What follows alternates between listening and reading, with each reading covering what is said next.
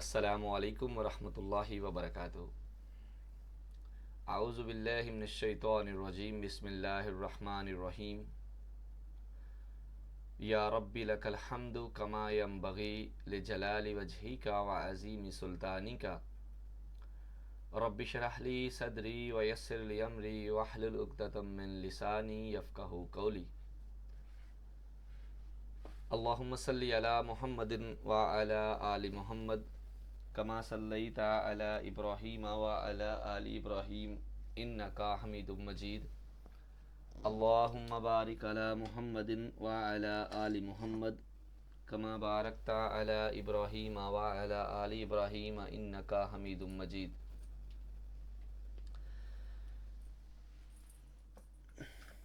अल्लाहुम्मा इन्ना नसअलुका इल्मन नाफियन व रिज़्क़न तय्यिबन व अमलन मुतक़ब्बला। ए खालिक़े कायनात, तेरी रहमत के तलबगार बंदे, तेरे गुनाहगार बंदे तेरे से रहमत की उम्मीद करते हैं। अल्लाह, हम सबको अपनी रहमतों का हकदार बना, हम सबको इल्म नाफ़े अता फरमा, हम सब के रिज़्क़ में अल्लाह बरकतों वाली वसअत अता फरमा। आमीन या रब्बल आलमीन। रिस्पेक्टेड ऑफिसर्स, तकाबले अदियान में आज लेक्चर नंबर 8 में हमारे साथ एक नया मज़हब जो है वो डिस्कस होगा इंशाअल्लाह। हमने गुज़िश्ता 7 लेक्चर्स के अंदर तमाम जो अहम मज़ाहिब हैं उनका एक अजमाली तारफ़ करवाने के साथ साथ हिंदू मत को तफसीली से उसके मालूमाती नुकात जो है वो डिस्कस किए। तो आज एक नया मज़हब जो है वो होगा बुद्ध मत का। तो उसके अंदर बुद्ध मत के जो बानी हैं उनकी शख्सियत का एक तारुफ़ करवाया जाएगा इंशाअल्लाह। तो इससे पहले कि आज हम लेक्चर नंबर 8 शुरू करें, हम आज के एक सेशन में गुज़िश्ता लेक्चर्स का जायज़ा ले लेते हैं। तो इसके लिए मैं सबसे पहले जो है वो आज दावत देता हूँ मिस अनफाल तौफीक को। अनफाल बिटिया, आपने 4 सवालात के जवाब देने हैं। अपना माइक ऑन कर लें। पहला सवाल है आपसे बेटे, दीन से क्या मुराद है?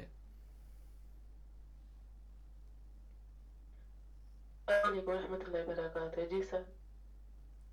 आपके लिए सवाल आपकी स्क्रीन पर भी होगा और मेरी आवाज़ भी सुनेंगे। दीन से क्या मुराद है? दीन से मुराद ऐसा कामिल और जामिया निज़ाम ज़िंदगी जो इंसान अल्लाह की अपनी अल्लाह करीम का और उनकी अताअत के नाज़ल करदा मुकम्मल निज़ाम हयात दीन कहलाता है। हयात। मज़ाहब आलम में जो सबसे बेहतरीन और कामिल मज़हब है वो दीन इस्लाम है। अच्छा बिटिया, ये बताएं कि तकाबल अदियान से क्या मुराद लिया जाएगा? तकाबुल से मुराद तकाबले यानी कि मज़ाहिब का आमना सामना आपस में इनका कंपैरेटिव इनका यानी कि हम दुनिया में मुख्तलिफ़ मुख्तलिफ मज़ाहिब मज़ाहब है। आलम को एक दूसरे के सामने रख के उनकी सिमिलैरिटीज़ को, उनके अंदर जो डिफ्रेंशिएशन है उसको डिस्कस करते हैं। ये कंपैरेटिव स्टडीज़ ऑफ रिलीजन यानी कि तकाबल अदियान कहलाता है। वेरी गुड बेटे। अच्छा ये बताएं कि इसके ऊपर एक अरबी में कोई किताब है जिसका नाम आपको याद हो? सर अल मिलल वन नहल। अल मिलल वल नहल, बिल्कुल दुरुस्त है जी। आखिरी वन सवाल नहल। बेटे, ये बताएं कि आर्याई मज़ाहब में से कोई से 2 या 3 नाम बता दें। हिंदू मत, ठीक है, जैन मत और सिख मत। वेरी गुड जी। यानी कि आर्या कौम की निस्बत से जो जुड़े हुए मज़ाहब हैं वो बुद्ध मत है, हिंदू मत है, सिख मत है, जैन मत है। बिल्कुल दुरुस्त है जी, जज़ाकल्लाह जी। इसके बाद जी हम दावत देते हैं मोहम्मद नज़ीर कादरी साहब को। नज़ीर साहब, अगले 4 सवालात के जवाब आपने देने हैं। अपना माइक ऑन करिएगा। मोहम्मद नज़ीर। ओके। आबदा अकरम है हमारे साथ। आबदा बेटे, आप सवालात के जवाब देंगे। आबदा अकरम, माइक ऑन करिए बेटे। वालेकुम अस्सलाम। आबदा बेटे ये बताइएगा, हिंदू मत क्या है बेटे?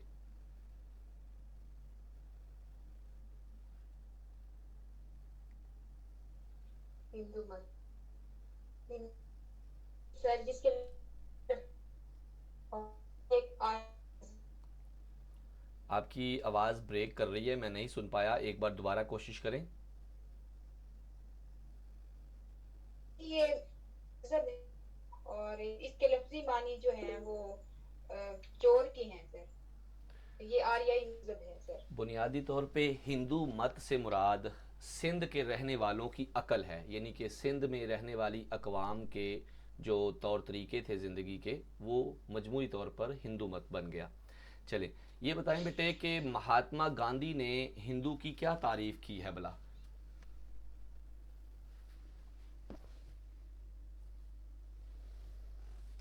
سوری سر مجھے یاد نہیں آ رہی۔ چلے آپ اس کو مختصر کر کے یہ بتا دیں کہ مہاتما گاندھی نے کس جانور کی جو پوجا ہے اس کو ہندو کے لیے لازمی قرار دیا ہے؟ سر گائے کی پوجا انہوں نے جی، لازمی قرار دی۔ گائے کی پوجا کے حوالے سے یہ تذکرہ جو ہے وہ اہم مانا گیا ہے۔ چلے ایک اور سوال کا جواب دیں آپ، یہ بتائیں کہ ویدک مذہب میں افضل اور مقبول قربانی کس جانور کی سمجھی جاتی تھی؟ گھوڑے کی سر۔ کس کی؟ سر گھوڑے کی۔ ہاں ویری گڈ جی، گھوڑے کی قربانی جو ہے وہ ویدک مذہب میں یعنی کہ وید کے اعتبار سے سب سے افضل مانی جاتی تھی۔ ویری گڈ جی۔ اچھا جی، اس کے بعد ہمارے ساتھ ہیں مس رخشندہ جبین۔ رخشندہ بیٹے اگلے 2 سوالات کے جواب آپ دیں گے، اپنا مائک آن کریں پلیز۔ السلام علیکم۔ وعلیکم السلام۔ اچھا رخشندہ بیٹے یہ بتائیے گا کہ ہندوؤں کے مطابق قدیم ترین جو وید ہیں وہ کون سے ہیں؟ 4 وید میں سے وید جو ہے رگ وید، وہ قدیم ترین وید ہے۔ 4 قسم کے ویدوں میں سب سے پرانے وید جو ہیں وہ رگ وید ہیں، بالکل درست ہے جی، بہت عمدہ۔ اچھا یہ بتائیں بیٹے کہ پران کس کو کہتے ہیں اور ان کی تعداد کیا ہے؟ پران۔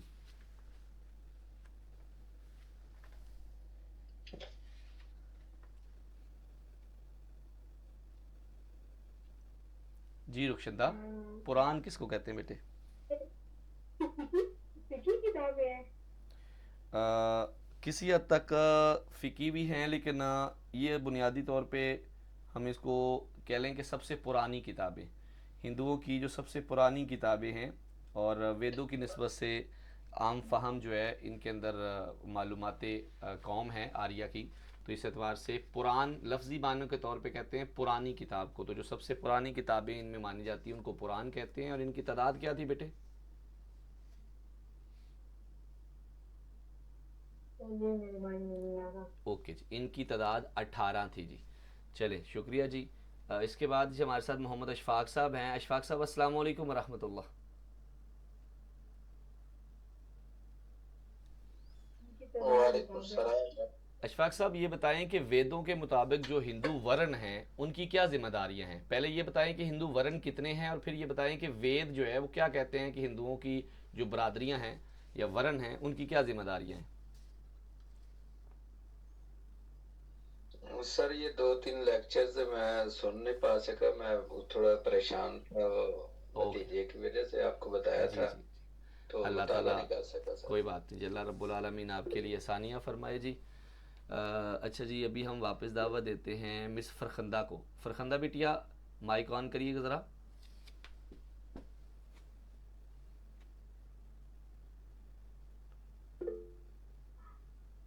فرخندہ بیٹے آپ مجھے سن پا رہے ہیں؟ اوکے جی، قاری نذیر صاحب ہیں، نذیر صاحب آپ جواب دینا چاہیں گے؟ السلام علیکم ورحمۃ اللہ۔ وعلیکم السلام ورحمۃ اللہ وبرکاتہ۔ جی سر، سوال ہے آپ سے، ہندوؤں کے مطابق جو ہندو وید ہیں، ویدوں کے مطابق ہندو ورن کی کیا ذمہ داری ہے؟ ورن کیا ہوتے ہیں سر، یاد ہے؟ جی یہ ورن اصل میں ایک ان کا نظام زندگی کا ایک سسٹم ہے جس کے اندر انہوں نے انسانوں کو 4 حصوں میں تقسیم کر رکھا تھا رنگ اور نسل کی بنیاد پر۔ Very good. اب ان چاروں کے نام کیا تھے؟ برہمن ہے، کھشتری ہیں، پھر ویش ہیں، ویش، اور پھر آخری ہیں شودر۔ ویری گڈ جی۔ برہمن کا جو کام ہے وہ عبادت کے معاملات ان کی ذمہ داری ہے، تشریح کی ذمہ داری ان کی ہے، معاملات اور جنگ کے جو معاملات ہیں وہ ان کو یہ سنبھالتے ہیں. گڈ. جو ویج ہیں یہ کاروباری ہیں، اور ادھر ان سب زبان کی خدمت کے لیے ان کو رکھا ہے انہوں نے. بہت اعلیٰ جی، بہت اعلیٰ جی. اچھا یہ بتائیں کہ ہندوؤں کے مطابق وشنو اور شیو کے کتنے کتنے اوتار ہیں؟ وشنو کے سر 10 ہیں اور شیو کے 8 ہیں. زبردست جی، زبردست. آخری سوال ذرا آپ سے یہ بتائیں کہ منو سمرتی جو ہے اس کے مطابق شودر کے حقوق کیا ہیں بلا؟ میں نے شودروں کے بارے میں کچھ باتیں کی تھی گزشتہ لیکچرز کے اندر جب ہم نے ورن سسٹم پڑھا تھا ان کا. تو منو سمرتی جو ہے وہ شودر کو کیا حقوق دیتا ہے؟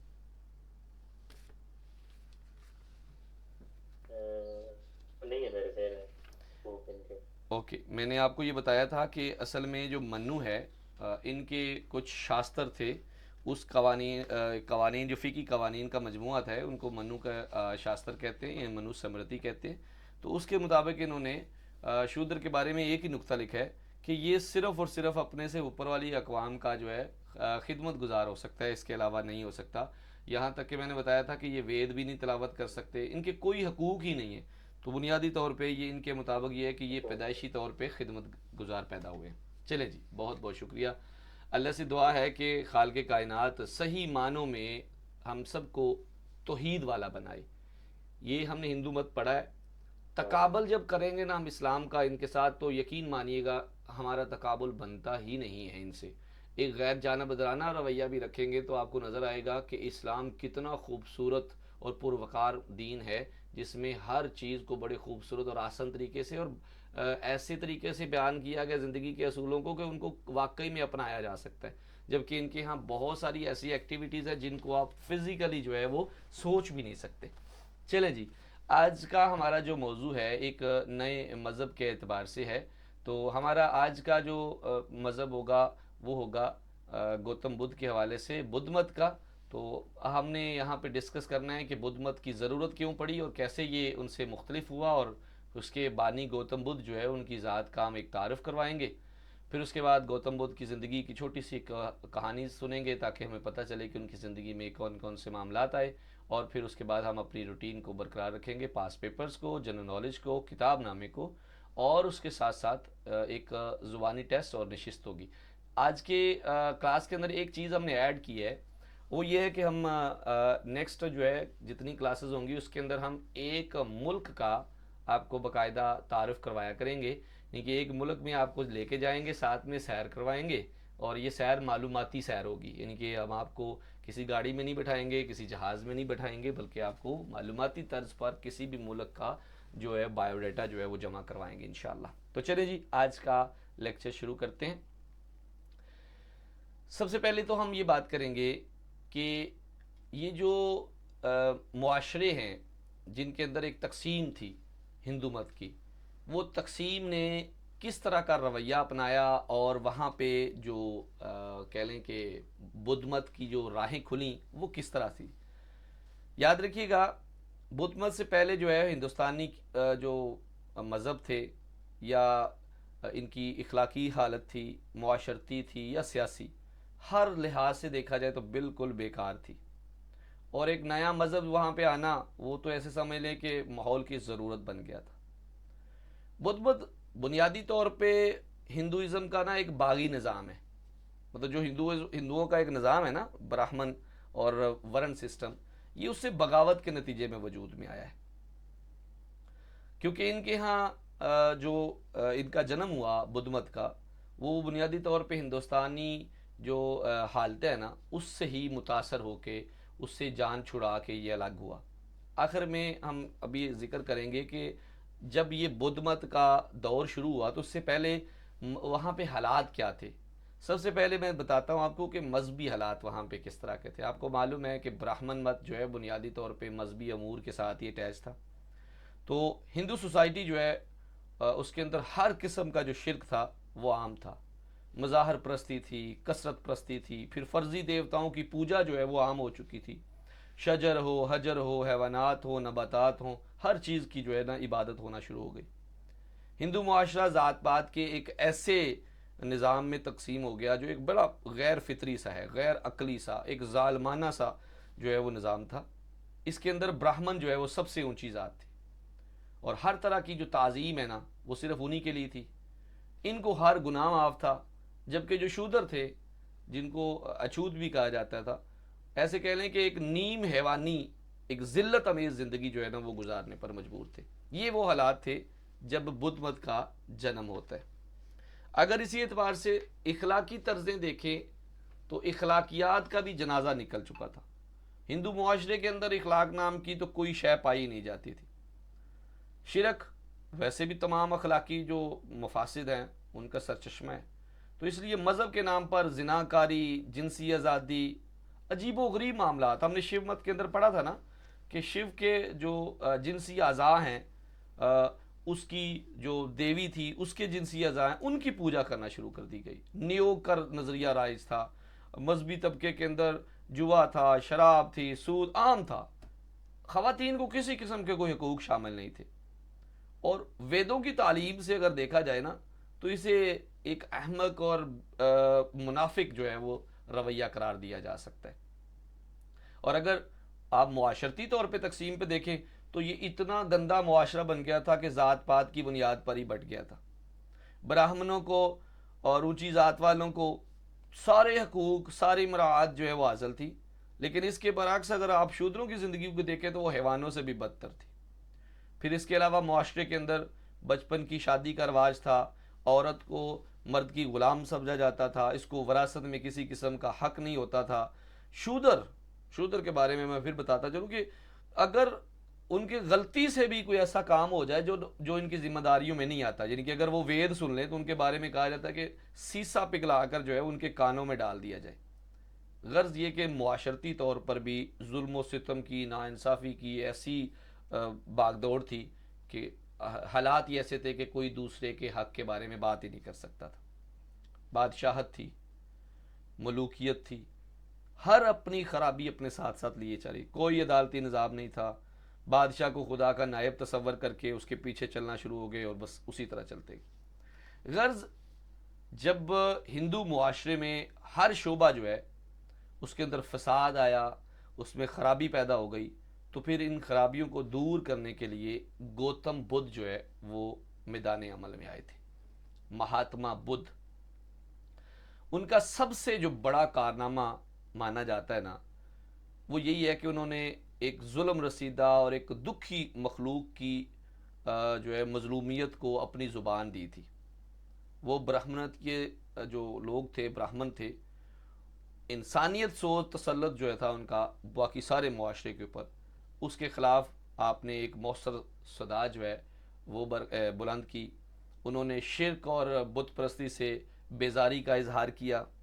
بے شمار دیوتاؤں کے تصور کو انہوں نے باطل ٹھہرایا.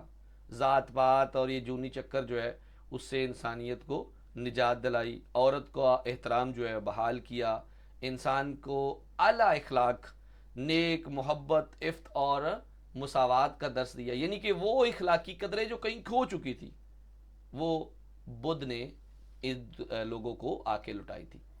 اب آپ نے یہ دیکھا کہ بدھ مت سے پہلے ہندو معاشرہ بنیادی طور پر ختم ہو چکا تھا اور وہاں پہ نئی تعلیمات کو ایکسیپٹ کرنا بہت سارے لوگوں کے لیے کامن تھا. اب دیکھیں یہ تو عقل بھی جو ہے نا وہ ڈیسائیڈ کر سکتی ہے کہ ایک طبقہ جو پس گیا ہو، اس کو کسی قسم کے حقوق حاصل نہ ہو، تو جب بات آئے گی نا کسی نئی تعلیم کی، نئی تربیت کی، نئی تبلیغ کی، تو ان تک جو بھی میسج پہنچے گا سب سے زیادہ پریفرنس اس بات پہ ہوگی کہ میں جس ظلم میں ہوں میں اس ظلم کی چکی سے نکل جاؤں. تو اس لیے بدھ مت کا جو معاملہ تھا اس میں سب سے پہلے یہ شودر ہی آئے تھے. اچھا جی، یہ جو گوتم بدھ ہیں یہ کون ہیں؟ ان کا ایک مختصر سا تعارف دیکھتے ہیں. اچھا، یہ جو لفظ بدھ ہے نا یہ سنسکرت زبان کا لفظ ہے. اس کے معنی عقل مند کے طور پہ مانے جاتے ہیں، دانا، ہوشیار، بیدار، عارف، نور. بدھ ایسے آدمی کو کہتے ہیں جس کو معرفت الہی حاصل ہو گئی ہو، وہ دنیا کی تاریکی سے نکل گیا ہو، نیز انسانیت کو بھی تاریکی سے نکال کر روشنی کی طرف بلا رہا ہو. یعنی کہ اگر آپ یہ غور کریں کہ ہم जिस मुआशरे का तज़किरा अभी कर रहे थे बुद्ध मत के आने से पहले, उन्होंने गौतम बुद्ध ने अपनी दानाई के साथ उन तमाम चीज़ों को, उन तमाम किस्म की रविशों को ख़त्म करने की कोशिश की है। तो लफ्ज़ बुद्ध जो है ये दानाई के नाम से ही आता है, इसीलिए उनको बुद्ध कहा गया। अब यहाँ पे एक नुक्ता और याद रखिएगा, जैसे हिंदू मत के अंदर एक अकीदा तनासुख था, इनके अंदर भी ऐसा ही है अकीदा तनासुख। निजात का मामला यही भी वही समझते हैं, लेकिन इन्होंने हिंदू मत के नतीजे में या उसके बरअक्स जो है निजात के तरीके आसान ढूंढे हैं। इसके अंदर खिदमत खलक जो है वो भी निजात के तरीक़ों में शामिल होती है। तो बुनियादी तौर पे मैं ये कहना चाहता हूँ कि बुद्ध ऐसे शख्स को कहते हैं जिसको निजात मिल गई हो और फिर वो खुद तो निकल गया, उसने लोगों को भी बचाना है। ये जो गौतम बुद्ध हैं, एक नेपाल का इलाका है, हिंदुस्तान का साथ गिना जाता था, अब वो नेपाल है। जनूबी नेपाल के अंदर हिमालय के दामन में बनारस शहर था, उससे कोई 100 मील के फासले पर एक इलाका है कपिल वस्तु। कपिल वस्तु में तकरीबन 6 सदी कबल मसीह, इनके 563 कबल मसीह में आप पैदा होते हैं। कपिल वस्तु, इनका जो ज़ाती नाम है ना वो है सिद्धार्थ। सिद्धार्थ इनका नाम था। ख़ानदानी तौर पे अगर देखें तो इनका नाम गौतम पड़ गया, और फिर अगर इनके कबीले के एतबार से देखा जाए तो इनका कबायली जो नाम है वो है साकिया मुन्नी। 3 नाम मारूफ है जी। पहला नाम सिद्धार्थ जो इनका ज़ाती नाम है, दूसरा नाम है गौतम जो इनका ख़ानदानी नाम है, तीसरा नाम है साकिया मुन्नी जो इनके कबीले की वजह से मारूफ है, और आम तौर पे इसको गौतम बुद्ध कहते हैं, यानी कि वो गौतम जिसको निर्वाण हासिल हो गया। आपके वालिदैन के हवाले से अगर जिक्र करें तो जो वालिद है उनका नाम है सदूदन और वालिदा का नाम है माया, या बाज़ किताबों ने महामाया भी लिखा है। और ये मैं एक और यहाँ पे आपको बताता चलूँ कि क्योंकि ये जो मज़हब है ये बुनियादी तौर पे निकला ही हिंदू मत से है, तो ज़ाहिर है इसके अंदर बहुत सारी रसूमात वही होंगी जो हिंदुओं की थी। तो जो 4 वो कबीले थे, ये 4 वर्ण थे ना हिंदुओं के, उसके अंदर एक खश्तरी ख़ानदान था ना, तो इनका ताल्लुक़ जो है ना वो खश्तरी ख़ानदान से था। तकरीबन 7वें दिन जो है गौतम बुद्ध का जब पैदाइश हुई ना, तो 7वें दिन इनकी वालदा का इंतकाल हो गया, और आपकी जो परवरिश है, आपकी एक सौतेली माँ है, खाला भी थी इनकी, और आपके बाप ने उनसे शादी की तो उन्होंने आपकी परवरिश की है जी। अच्छा जी, अब चूंकि गौतम बुद्ध एक शाही ख़ानदान से ताल्लुक़ रखते थे, तो इस एतबार से ना इनके वालिद ने इनके बारे में थोड़ी सी इस तरह की रवश अख्तियार की कि पता चलाया जाए कि मेरा बेटा किस नहज पे अपनी ज़िंदगी को गुजारेगा और इसके लिए कौन सा मामला बेहतर होगा।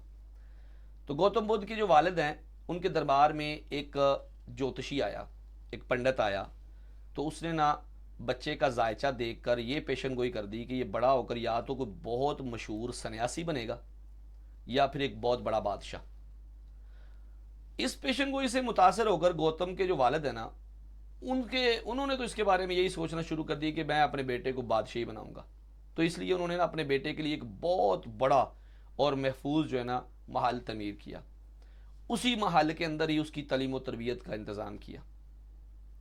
उनका मकसद ये था कि दुनिया में जो राइज इस वक्त ख्यालात हैं और असरात हैं, उनमें से बाज़ सन्यास और तर्क दुनिया की तरफ भी रहनुमाई कर सकते हैं, जिसका उन दिनों में हिंदुस्तान के अंदर बड़ा चर्चा भी था। चुनाचे इस मकसद के लिए उन्होंने अपने बेटे के लिए एक अलग से महल बनवाया, और उसके अंदर ही जनाब सैर व तफरी और दिल बहलाने के तमाम मशागिल जो हैं वो वहाँ पर फ़राहम कर दिए। और इस तरह इस महल में जितनी भी कनीज़ें थी, बांदियाँ थी, खिदमतगार थे, उनकी एक फ़ौज जो है, उनके दरमियान शहज़ादा गौतम जो है उसने परवरिश पाई। यहाँ पे एक नुक्ता और ज़हन में रखें, ज्योतिषी ने जब जायचा देखा ना, तो उसने जायचा देख के कहा कि या तो सन्यासी बनेगा या बादशाह बनेगा। अब सन्यासी से मुराद वही सन्यास है ना, वो सन्यास लेके दुनिया से अलग थलग हो जाए। अब एक सरकारी बंदा है, वो तो चाहेगा कि मेरा बेटा मेरे से भी बड़ा अफसर बने।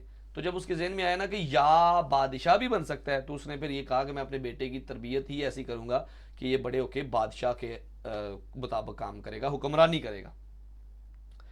اس لیے انہوں نے ایک محل تعمیر کروایا اور اس کے اندر ہی جناب شہزادے کی جو ہے پرورش کی. ایک عرصے تک بادشاہ کا جو یہ بیٹا تھا، شہزادہ تھا، یہ محل کے اندر ہی رہا اور اس نے صرف آسائشیں دیکھی تھی. تو کیا ہوا جناب، ایک وقت تک وہاں پہ رہا. پھر جیسے جیسے اس کی عمر بڑھتی جا رہی تھی، اس کے اندر غور و فکر، سنجیدگی، احساس، بہت ساری ایسی خصوصیات جو ہے وہ جنم لینا شروع ہو گئی. جیسے جیسے یہ اس طرح کی رویے دیکھتا نا اس کا بابا سدودن، تو اس کو اور تشویش ہو جاتی. چنانچہ اس نے کیا کیا، گوتم کو مزید پابندیوں میں الجھانے کے لیے نا 16 سال کی عمر میں شادی کر دی. اس کے ننیال میں، مطلب اس کی ماں اور اس کی خالہ دونوں ہی اس کے باپ کے نکاح میں تھیں. تو اپنے ننیال کے اندر نا اس کے بابا نے اس کی شادی کر دی اور ایک لڑکی تھی جس کے ساتھ اس کی شادی ہوئی، اس کا نام تھا یشودرا. گوتم بدھ کی جو بیوی تھی اس کا نام تھا یشودرا. 16 سال کی عمر میں اس کے بابا جان نے اس کی شادی کروا دی. لیکن ان تمام انتظامات کے باوجود بھی شہزادہ جو ہے وہ اپنی سطحی طور پہ جو دلچسپیاں تھیں جو اس کو فراہم کی گئی تھی نا، اس کا دل اس میں نہیں لگا. اور وہ کیا دل ہی دل کے اندر حقیقت کو جاننے کی کوشش کرنے لگا. زندگی کے جو چھپے ہوئے راز تھے ان کو ٹٹولنے کی کوشش کرتا رہا. تو ایک رات نا گوتم بدھ نے اپنے رتھوان کو کہا کہ بھی مجھے لے کے نا ذرا محل سے باہر چلو. اس کو مجبور کر کے نا محل سے باہر لے آئے. اگر بدھ کتابیں پڑھیں نا تو ان کی روایات کے مطابق جو ہے ان کو ایک یا ایک سے زیادہ بار جو ہے کچھ کہہ لیں کہ مشاہدے ہوئے، نظارے کیے، ایسی باتیں دیکھی جنہوں نے گوتم بدھ کی زندگی کو ہی بدل کے رکھ دیا. اس دوران ایک بوڑھے سے ملے، ایک بیمار شخص سے ملے، ایک جنازے کا بھی مشاہدہ کیا. تو اس طرح کے معاملات جب ہوئے نا تو بادشاہ کے اوپر پھر یہ بات راز کھل گیا کہ زندگی کچھ اور ہے، میں کوئی اور زندگی گزار رہا ہوں. تو ان مایوس کن جو انکشافات اس کے اوپر ہوئے نا، تو اس کے بعد ایک سنیاسی کی زیارت بھی ہوئی. مطلب ایک بوڑھے کو ملے، بیمار کو ملے، ایک جنازے کو بھی دیکھا. تو یہ سارے معاملات دل کے اندر نا بڑے مطلب کہہ لیں کہ ایک عجیب سا ریئیکشن دے رہے تھے. تو اس کے بعد ایک سنیاسی سے ملاقات ہوئی. تو سنیاسی کے چہرے کے اوپر جو ہے نا ایک اطمینان دیکھا، ایک سکون دیکھا. تو اب شہزادے کو محسوس ہوا کہ یہ ہے اصل وہ چیز. تو لہٰذا گوتم کو زندگی کے یہ سارا ایک گورکھ دھندا جو تھا اس سے نجات کے حوالے سے یا اس سے نکلنے کے حوالے سے جدوجہد کا ایک راستہ جو ہے وہ بھی مل جاتا ہے. تو ان تمام مشاہدات کے بعد محل میں شہزادے کی جو زندگی ہے وہ مزید غور و فکر کا کہہ لیں انتظام ہو جاتا ہے، مزید سوچنا شروع کر دیتا ہے. اور اپنی شادی کے تقریباً کو 13 سال بعد، 16 سال کی عمر میں شادی ہوئی، 29 سال کی عمر میں ان کے ہاں ایک بیٹا پیدا ہوتا ہے. ان کا نام تھا راہل. راہل نام کے بیٹے کی جو نا پیدائش ہوتی ہے. اب جب اس کے بیٹے کی پیدائش ہوتی ہے نا تو اس وقت یہ ساری کشمکش اس کی ختم ہو جاتی ہے. اور پھر انہوں نے ایک یکلخت یہ فیصلہ کر لیا کہ بھئی اپنے ارادوں کو اگر میں کوئی عملی جامہ پہنانا ہے نا تو اگر میں مزید تاخیر کروں گا تو اس سے زیادہ مزید جو ہے نا بندھن وہ مجھے رکنے پر مجبور کر دے گی. چنانچہ جس دن ان کا بیٹا پیدا ہوا اسی رات جب سارا محل جو ہے وہ نیند کی آغوش میں تھا، اپنے نومولود بیٹے کو اور اپنی بیوی کو آخری نظر دیکھا اور پھر اپنے رتھبان کے ساتھ سوار ہو کر شہزادہ گوتم جو ہے وہ شہر کے باہر جنگل کی سرحد تک پہنچ گیا. جنگل کے کنارے پہنچ کر شہزادے نے اپنا شاہی لباس اور دوسرے جو بھی لوازمات تھے وہ رتبان کو دیے اور خود ایک چرواہے کے لباس میں آ کر جنگل کی طرف چل پڑا. اس وقت جس وقت بادشاہ نے ان کے گوتم نے اپنا محل چھوڑا تھا ان کی عمر محض 29 سال تھی. اب جناب انہوں نے کیا کیا طریقے اختیار کیے اس کے بارے میں تھوڑا سا ڈسکس کرتے ہیں. پہلے انہوں نے جناب سنیاس لے لیا، اپنی دنیا داری چھوڑ دی. سنیاس اختیار کرنے کے بعد پہلے جو گوتم سدھارتھ تھے نا انہوں نے اپنی روحانی تشنگی کا علاج ڈھونڈا. اور وہ اس وقت کا جو رائج الوقت معاملہ چل رہا تھا وہ یہ تھا کہ جو پنڈت تھے یا جو عالم تھے براہمن ان سے تعلیم لیتا، لوگ ان سے تعلیم لیتے تھے. تو اس مقصد کے لیے نا اس وقت کا ایک بہت بڑا مشہور عالم تھا، اس کا نام تھا الارا کلامہ. تو الارا کلامہ کے پاس وہ گوتم گئے، جو بھی اس وقت رائج علوم تھے وہ حاصل کیے. جب اس عالم کا سارا علم جو ہے وہ بھی ان کو جو ہے وہ تسلی نہیں دے سکا، تو اس وقت کا ایک اور بڑا عالم تھا، اس کا نام ادارا کرام تھا، ادارا کرام، رام پتر بھی کہتے ہیں اس کو، اس کے پاس گئے، اس سے بھی جو ہے وہ علم حاصل کیا، لیکن جب اس عالم کی بھی تمام معلومات بھی ان کے مسئلے کو حل نہ کر سکی، تو گوتم سدھارتھ نے سمجھ لیا کہ ان کی جستجو کا جو حل ہے وہ کتابی علم کے ذریعے نہیں ہے۔ اس زمانے میں نا ہندوستان میں یہ خیال تھا کہ روحانی ترقی کے لیے جسم کو تکلیفیں پہنچانا ضروری ہے، تو اس لیے گوتم سدھارتھ نے، گوتم بدھ نے اس طریقے کو بھی آزمانے کا پلان کیا، تو پھر اس طرح ان کی زندگی میں ایک شدید قسم کی جسمانی ریاضتوں کا دور شروع ہو گیا، اور اس کو انہوں نے تو ایک خاص انتہا تک ہی پہنچا دیا۔ اس علاقے میں نا ان کو ایک کچھ براہمن ساتھی ملے، براہمن، یہ وہی براہمن ہے، یہ تو کھشتری خاندان سے تھے نا، براہمن، تو کچھ براہمن ملے، کچھ وقت جو ہے وہ ان کے ساتھ گزارا، لیکن وہ بھی ساتھ چھوڑ کے چلے گئے۔ پھر اسی طرح گھومتے گھومتے گوتم جو ہے مشرقی ہندوستان کی طرف، وہاں پہ ایک علاقہ ہے ارویلا، وہاں پہ پہنچ گئے۔ بڑی سخت ریاضت کی انہوں نے، یہاں تک کہ ان کا جو بدن ہے نا وہ ہڈیوں کا پنجر بن گیا تھا، اور کہا جاتا ہے کہ مرنے کے قریب ہی تھے۔ تو اس مرحلہ پر بھی انہیں یہی خیال آیا کہ جسمانی ریاضت کا جو طریقہ میں اختیار کر رہا ہوں نا، یہ بھی اس کے مسئلے کو حل نہیں کر سکتا، لہٰذا انہوں نے یہ طریقہ بھی ترک کر دیا۔ اور اس کے بعد ایک چرواہن وہاں پہ آئی کوئی، تو اس کی نظر کی ہوئی نا کھیر کھا لی۔ پہلے یہ مطلب کہہ لیں کہ وہ کیا ہوتا ہے، بھوک ہڑتال جو ہوتی ہے، اس کو پتہ نہیں کیا لفظ استعمال کیا جاتا ہے، تو پہلے انہوں نے ورت رکھا ہوا تھا، روزہ رکھا ہوا تھا کہ بھائی میں کچھ نہیں کھاؤں گا، لیکن جب وہ عورت نے پیش کیا نا تو انہوں نے اس کے لے کے کھیر کھا لی، اپنا روزہ توڑ دیا، ورت توڑ دیا۔ تو اس کے بعد جو ہے نا گوتم نے یہ فیصلہ کیا کہ نجات کا جو راستہ ہے وہ جسم کو گلا دینے، جلا دینے یا شدید جسمانی ریاضت سے تو نہیں حاصل ہو سکتا، بلکہ ایک معتدل زندگی جو ہے وہی اس کو حاصل کر سکتی ہے۔ اب یہی وہ مرحلہ تھا جو گوتم بدھ کے علمی سفر کے اندر انتہا کو آتا ہے۔ تقریباً 6 سال، 29 سال کو سنیاس لیا، اور اس وقت عمر ہو گئی 35 سال، تقریباً 6 سال ہو چکے تھے سنیاس کو، اور ابھی تک ان کو اپنا مقصد نہیں ملا۔ اسی شام انہوں نے اپنا جو ہے نا کھیر کھائی، اپنا ورت توڑا، اور کچھ کم از کم ضروریات کا خیال رکھتے ہوئے نا انہوں نے ایک معتدل زندگی گزارنے کا فیصلہ کیا۔ ایک پیپل کے درخت کے نیچے گھاس کے اوپر جو ہے نا وہ آسن بنا کر ایک مخصوص مراقبے کی شکل میں بیٹھ گئے، اور پھر انہوں نے عہد کیا کہ اس وقت تک جو ہے نا وہ اسی جگہ پہ بیٹھے رہیں گے جب تک ان کو وہ راز نہ مل جائے جس کے پیچھے وہ آئے ہیں۔ بدھ روایات کے مطابق اسی رات کے پہلے پہر گوتم سدھارتھ نے اپنے مراقبے کے دوران ہی وہ علم حاصل کر لیا تھا جو قدیم ہندوستان میں بڑا اعلیٰ روحانیت کے حوالے سے خاصا سمجھا جاتا تھا، یعنی انہیں اپنے پچھلے تمام جنموں کے بارے میں نا ساری معلومات مل گئی کہ وہ کس کس صورت میں اس دنیا میں رہ چکے ہیں، سارا ان کو پتہ چل گیا۔ پھر کہتے ہیں جی آدھی رات کے قریب ان کے اوپر 4 عظیم حقائق جو ہے ان کا انکشاف ہوا۔ یہ اصل میں 4 عظیم سچائیاں ہیں جو بدھ مت کی تعلیمات کے اندر آگے ہم ڈسکس کریں گے۔ پھر اسی رات کے آخری پہر میں گوتم بدھ کو نروان حاصل ہوا۔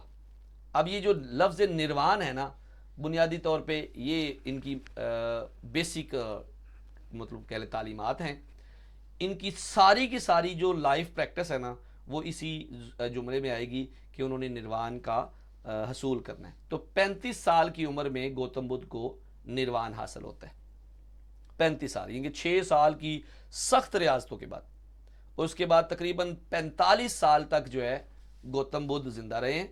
45 سال تک انہوں نے اپنی تعلیمات کا پرچار کیا ہے، اور 80 سال کی عمر میں بنارس کے قریب ہی ایک گاؤں ہے، اس کا نام ہے کسنارا، تو کسنارا کے مقام پر آپ نے وفات پائی ہے۔ ان کی لاش کو جلا دیا گیا جیسے چتا جلاتے ہیں ہندوؤں کی، لیکن ان کی ہڈیوں کو، یعنی کہ وہ جو کہہ لیں کہ باقیات تھی نا، ان کو 10 مختلف مقامات پر دفن کر دیا گیا، اور وہاں پہ بعد میں جا کر عظیم گنبد بنا دیے گئے۔ ان کو گوتم بدھ، یعنی کہ بدھ مت کی اصطلاحات کے اندر اس کو سٹوپا کہتے ہیں، سٹوپا۔ 1959 میں یہ پاکستان بننے کے بعد پشاور کے علاقے کے اندر بھی ایک سٹوپا کھولا گیا تھا، اور شیشے کے ایک برتن سے 3 ہڈیوں کے ٹکڑے بھی دستیاب ہوئے تھے۔ یہ تھے جی گوتم بدھ۔ ہم نے یہ ڈسکس کیا کہ گوتم بدھ کون ہیں، اور گوتم بدھ نے جو ہے وہ کیسے کیسے اپنی زندگی کے اندر مراقبے کیے اور اس پہ کیا حاصل کیا، اور اس کے بعد بدھ مت کی تعلیمات کو کتنے عرصے تک انہوں نے ایک تبلیغ کی. تو اس سارے زمرے کے اندر، سارے معلوماتی پوائنٹ کے اندر جو چیز یاد رکھنے والی وہ یہ ہے، گوتم کا نام کیا تھا، اس کے والدین کا نام کیا تھا، اس کے قبیلے کا نام کیا تھا، اس کی شادی کس سے ہوئی تھی، کس عمر میں ہوئی تھی، اس کے بیٹے کا نام کیا تھا، کتنے بچے تھے اس کے، کب اس نے سنیاس لیا تھا، کتنے سال سنیاس میں رہے، کب اس کو نروان حاصل ہوا، کتنے سال اس نے تبلیغ کی، اور کب اس کی وفات ہوئی. یہ وہ پوائنٹ ہیں جو پیپر میں پوچھے جا سکتے ہیں اور پیپر میں یہ سوالات آئے بھی ہیں. اس کے بعد اس کے اندر کچھ اہم چیزیں ہیں جیسے نروان ہے، سنیاس ہے، مراقبے ہیں.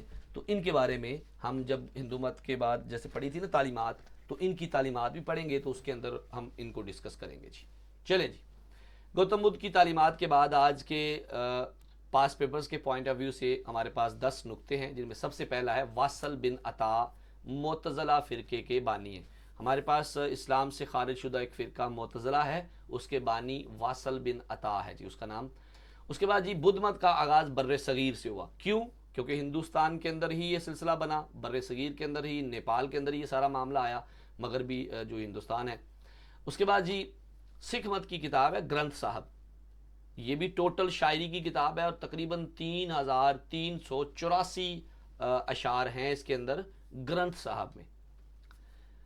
زرتشت جو زرتشتزم کے بانی ہیں، ان کی پیدائش آذربائیجان کے علاقے میں ہوئی. ان کے والد کا نام پورشاسپ اسٹیما تھا. پورشاسپ، اس کو پوروشاسپ بھی کہتے ہیں.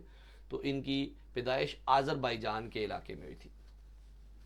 حضرت عیسیٰ علیہ السلام 30 سال کی عمر میں آپ کو نبوت عطا ہوئی، اور 3 سال کی تبلیغ کے بعد 33 سال کی عمر میں آپ علیہ السلام کو رفع آسمانی ہوا، یعنی اللہ کریم نے آپ کو زندہ آسمانوں پر اٹھا لیا، حضرت عیسیٰ علیہ السلام.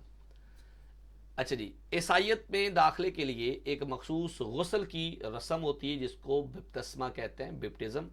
تو یہ خاص ایک غسل ہے جس کو لینے کے بعد جو ہے وہ کوئی بندہ عیسائی ہوتا ہے. اسی طرح کی ایک اصطلاح ہم نے پیچھے پڑھی تھی، پاہل کہتے ہیں، سکھ مت کے حوالے سے ایک مخصوص رسم.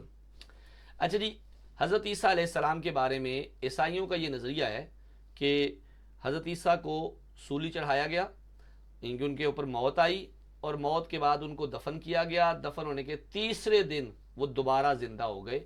تو دوبارہ جی اٹھنے کو یہ حیات ثانیہ کا نظریہ دیکھتے ہیں، اور اس کو ایسٹر کے نام سے، چھوٹی عید کے نام سے یہ مناتے ہیں. جی جین کا لفظی معنی ہے غالب یا فاتح.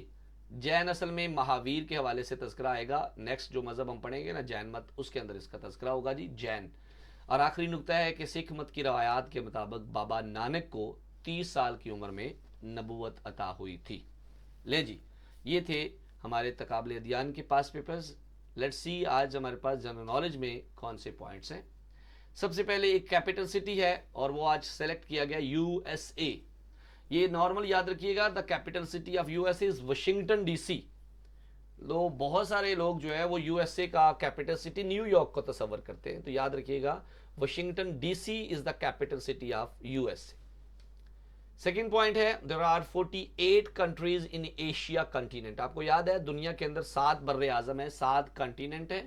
ان میں ایشیا جو ہے اس کے اندر 48 کنٹریز ہیں. جی اسی اعتبار سے ہم ایشیا کے بارے میں کہتے ہیں کہ Asia is the biggest continent by population and area as well. رقبے کے اعتبار سے بھی سب سے بڑا بر اعظم ہے، اور آبادی کے لحاظ سے بھی دنیا کا سب سے بڑا بر اعظم ایشیا ہے. Earth is called blue planet in the solar system. ہم نے ڈسکس کیا تھا سولر سسٹم کے اندر 8 سیارے ہیں، 8 پلینٹس ہیں.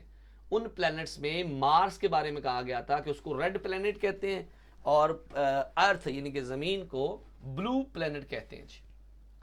نیکسٹ ہے K2. K2 is the highest peak of Pakistan. دنیا میں اس کا دوسرا نمبر ہے جی. سب سے ہائیسٹ پہ لیول پہ ہے ماؤنٹ ایورسٹ جو کہ نیپال میں ہے. اس کے بعد دوسرے نمبر پہ K2. اس کی ہائٹ ہے 8611 میٹر. اس کے بارے میں 2 نام یاد رکھیے گا جی. K2 کے بارے میں اس کو چھگوری بھی کہتے ہیں، چھگوری یہ علاقائی نام ہے، اور اس کو گاڈون آسٹن بھی کہتے ہیں. K2 گاڈون آسٹن اور چھگوری کے نام سے بھی معروف ہے. یہ جی 5 نقطے انگلش میں. اب 5 اردو میں ہے، تو اردو میں آج ہم نے اسلامک اسٹڈیز کو چنا ہے. اس کے لیے حضرت نوح علیہ السلام کے حوالے سے تذکرہ ہے کہ ان کو ابو البشر ثانی کہتے ہیں، اور آپ کی کشتی جو ہے وہ جودی پہاڑی پر آ کر رکی تھی۔ ابو البشر ثانی کیونکہ حضرت آدم علیہ السلام کے بعد جو نسل انسانی تھی وہ حضرت نوح کی نسل سے چلی، تو اس لیے آپ کو ابو البشر ثانی کہا جاتا ہے۔ اور جب وہ سیلاب آیا، طوفان نوح آیا، تو اس کے بعد جو کشتی تھی وہ جودی پہاڑی جو کہ ترکی میں وہاں پہ آ کر رکی تھی جی۔ حضرت یونس علیہ السلام کو مچھلی نے نگل لیا تھا، اور آپ کے لیے دو القابات ہیں جو قرآن میں استعمال ہوئے ہیں، صاحب الحوت اور ذُنُّون، یہ حضرت یونس علیہ السلام کے بارے میں استعمال کیے جاتے ہیں۔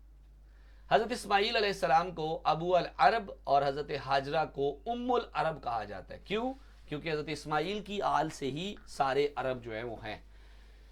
حضرت داؤد علیہ السلام نے جالوت کو شکست دی تھی، سورۃ البقرہ میں اس کا تذکرہ ہے کہ داؤد علیہ السلام نے جالوت جیسے بادشاہ کو شکست دی تھی۔ اینڈ دا لاسٹ ون، حضرت شعیب علیہ السلام کی قوم کو اصحاب الایکہ کہا جاتا ہے۔ 10 نکتے جنرل نالج میں۔ اس کے بعد آج کتاب نامے میں دیکھتے ہیں، ہمارے پاس کتاب ہے ڈاکٹر حمید اللہ صاحب کی انٹروڈکشن ٹو اسلام، اردو میں بھی اس کا ترجمہ کیا گیا ہے، اسلام کیا ہے، اسلام کیا ہے یا انٹروڈکشن ٹو اسلام۔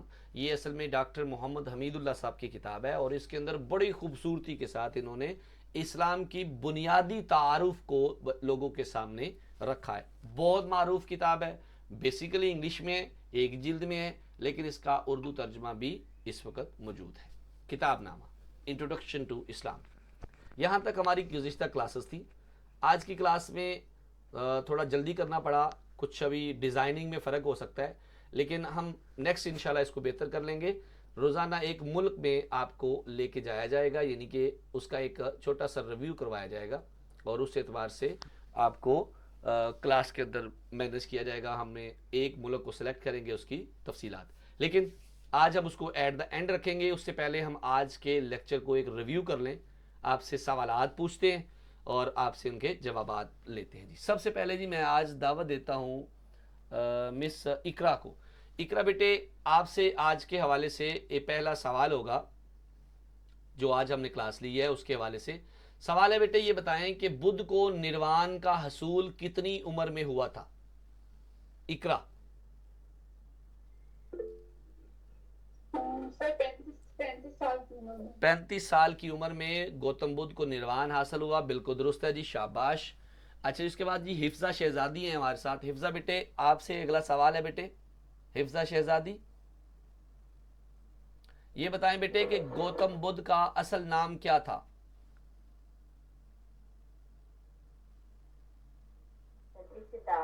سدھارتھ نام تھا گوتم بدھ کا، بالکل درست ہے جی، شاباش، ماشاءاللہ۔ اچھا جی، اس کے بعد ہمارے ساتھ ہیں مس رخشندہ جبین۔ جی رخشندہ بیٹے، اگلا سوال آپ سے بیٹے، یہ بتائیں اسٹوپا کسے کہتے ہیں؟ جو بدھ مت کے جن کی ڈیتھ ہو جاتی ہے دفن کرنے کی جگہ کو اسٹوپا کہا ہے۔ ٹھیک ہے جی، بالکل، بدھ مت کے اندر جو دفنانے کی جگہ ہے اس کو اسٹوپا کہتے ہیں، لیکن یہ مخصوص ہے گوتم بدھ کے ساتھ۔ چلیں جی، ویری گڈ۔ اگلے سوال کے لیے میں دعوت دیتا ہوں مس امارہ سمیع الحق کو۔ امارہ بیٹے، السلام علیکم ورحمۃ اللہ۔ امارہ بیٹے، یہ بتائیں لفظ بدھ کے کیا معنی ہیں؟ دانا، ہوشیار۔ زبردست جی، ماشاءاللہ ماشاءاللہ۔ اچھا جی، اس کے بعد ہمارے ساتھ ہیں حافظ سمیر صاحب۔ حافظ سمیر صاحب، اگلا سوال آپ سے، یہ بتائیں بدھ مت دراصل کس مذہب سے بغاوت کے فلسفے کے حوالے سے مانا جاتا ہے؟ ہندو مت کے۔ ہندو مت کا، ویری گڈ جی، ماشاءاللہ۔ اچھا جی، اس کے بعد ہمارے ساتھ ہیں محمد اشفاق صاحب۔ جی اشفاق صاحب، اگلا سوال آپ سے سر، یہ بتائیں گوتم بدھ کی بیوی کا کیا نام تھا؟ یشودرا سر۔ یشودرا نام تھا جی گوتم بدھ کی بیوی کا، بالکل درست ہے جی۔ نیکسٹ ہمارے ساتھ ہیں شمائلہ عبد الغفار۔ شمائلہ بیٹے، آپ اگلے سوال کا جواب دیں گے۔ یہ بتائیں بیٹے بدھوں کی جو تنظیم ہے اس کو کیا نام دیا جاتا ہے؟ یہ غالباً میں کلاس کے درمیان میں ڈسکس نہیں کر سکا، بہرحال یہ یاد رکھیے گا۔ کہ جو بدھ ہوتے ہیں نا، جو گوتم بدھ جیسے بدھ ہیں، ان کی جیسے ایک جماعت بنتی ہے، تو وہ جو عقیدت مندوں کے ساتھ مل کر ایک جماعت بندی کی جاتی ہے، اس کے لیے جو بدھ اصطلاح ہے نا، اس کو بولتے ہیں بدھ سنگھ، بدھ سنگھ بولتے ہیں جی، سنگھ ایسے مقام کو کہتے ہیں جی۔ چلیں شمائلہ، اگلا سوال آپ سے بیٹے، یہ بتائیں گوتم بدھ نے کتنی عمر پائی تھی؟ سر 95 سال؟ تقریباً 80 سال کی عمر میں آپ کی وفات ہوئی تھی، تو یہ کل کتنی عمر ہوگی نا، 35 سال کی عمر میں انہوں نے نروان حاصل کیا، 40 سے 45 سال جو ہے انہوں نے اپنی تعلیمات کا پرچار کیا تھا، تو اس کا مطلب 80 سال عمر بنے گی جی ان کی۔ چلیں جی، اچھا جی، یہ تھا آج کا جائزہ۔ اب یہاں تک کلاس ہماری مکمل ہے، لیکن آج ایک نیا سیشن جو ساتھ میں شروع کیا ہے اس کے بارے میں تھوڑی سی آگاہی آپ کے سامنے رکھیں گے، تاکہ اس کے بعد جب ہم اگلی کلاسز کے اندر اس کو لائیں تو اس کی پریزنٹیشن جو ہے نا اس سے پہلے ہو اور اچھی ہو۔ تو چلیں جی، آپ کو ایک آج ملک دکھاتے ہیں، اور آج کا جو ملک ہوگا وہ ہے پاکستان۔ تو پاکستان کے حوالے سے کچھ چیزیں میں نے پک کی ہیں، اور اسی طرح بہت سارے ممالک کے حوالے سے بھی ہم پک کریں گے، جیسے کہ کیپٹل سٹی آف پاکستان از اسلام آباد ہے، لینگویج جو ہے پاکستان کے اندر آفیشیل لینگویج اردو ہے، اس کا ریلیجن اسلام ہے، اس کی جو کرنسی ہے وہ روپی ہے، پارلیمنٹ اس کا ریپبلک ہے، گورنمنٹ اس کی فیڈرل پارلیمنٹری ہے، ان کے وفاقی حکومت ہے اس کے اندر، کانٹیننٹ اس کا یعنی کہ بر اعظم اس کا ایشیا ہے، ایریا اس کا 7,96,096 اسکوائر کلومیٹر ہے، 796,096 اسکوائر کلومیٹر، پاپولیشن اس کی 240 ملینز یعنی کہ تقریباً 24 کروڑ کے قریب اس کی آبادی ہے۔ فلیگ آپ کو نظر آ رہا ہے، ان کی آفیشیل جو ایئر لائن ہے، نیشنل ایئر لائن جو ہے وہ ہے Pakistan international airline. News agency ان کی کوئی اسپیسیفک نہیں ہے، سیکرٹ ایجنسی پاکستان کی ISI ہے، انڈیپینڈنس یعنی کہ آزادی کا جو دن ہے، نیشنل ڈے ہے 14 اگست 1947۔ پاکستان کا جو کمپلیٹ نیم ہے، آفیشیل نیم ہے، that is Islamic republic of Pakistan. Pakistan کا جو نیشنل سمبل ہے اس وقت آپ کی سکرین پہ نظر آ رہا ہوگا، یہ ایمبولم جو ہے جس کے اندر پاکستان کے حوالے سے ایمان، اتحاد اور یقین کے حوالے سے علامہ قائد اعظم محمد علی جناح کا فرمان پیش کیا گیا ہے۔ اسی طرح نیشنل جو برڈ ہے وہ ہے چکور، اسی طرح نیشنل اینیمل ہے مارخور، نیشنل فلاور ہے جیسمین۔ اس کے علاوہ انشاءاللہ ہم جس ملک کو پک کیا کریں گے اس کے وہ پوائنٹ لیں گے جو کسی بھی پیپر میں پوچھے جا سکتے ہیں اور پوچھے گئے ہوں، تاکہ ہم ایسی چیزوں کا جو ہے نا محاسبہ کر سکیں جو پیپر کے پوائنٹ آف ویو سے اہم ہیں۔ آج پاکستان ہے تو کل آنورڈ انشاءاللہ ان کے اوپر جو ہے فردر کام کریں گے، دیگر ممالک کا بھی ڈسکس کریں گے، اور پھر اللہ کرے ہمیں ایسی تمام چیزیں یاد ہو جائیں جو پیپر میں ہم سے پوچھی جا سکتی ہیں۔ لے جی، یہ تھا آج کا لیکچر نمبر 8۔ ہم آخر میں آپ لوگوں کے کویشچنز لیں گے، کوئریز لیں گے اور ان کے اوپر ڈسکس کریں گے۔ اس کے لیے طریقہ کار آپ کو بتا چکے ہیں، ہینڈ ریز کریں گے، 1 بائی 1 آپ کا نام کال ہوگا، اور اس کے بعد آپ سے سوالات پوچھے جائیں گے۔ پھر آج کی اس کلاس کا جو ٹیسٹ ہے وہ بعد میں گروپ میں شیئر کیا جائے گا جی۔ یہاں تک آج کی ہماری کلاس مکمل ہے۔ اب آپ